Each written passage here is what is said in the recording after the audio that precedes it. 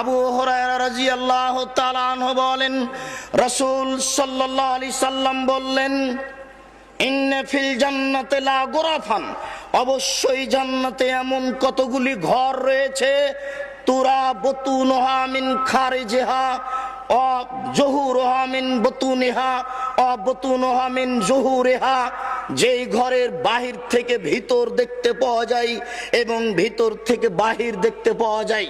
ফাকামা আরাবিউন ওয়া কালা লিমান হাযা, একজন পল্লীর বেদুইন মানুষ দাঁড়িয়ে বললেন, আল্লাহর নবী, এই জান্নাত কার জন্য?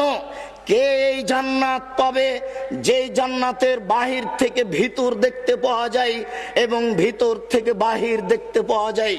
রাসূল সাল্লাল্লাহু আলাইহি সাল্লাম বললেন, মান আতাবাল কালামা ওয়া আতামাত তাআমা ওয়া আদামাস সিয়ামা ওয়া সাল্লা বিল লাইলি ওয়ান নাসু নিয়াম।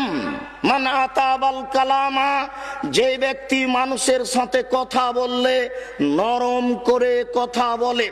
ওয়াতামাত তাআমা, যে ব্যক্তি ভিক্ষুক, অসহায়, দুস্থ, গরিবকে খাদ্য দেয়।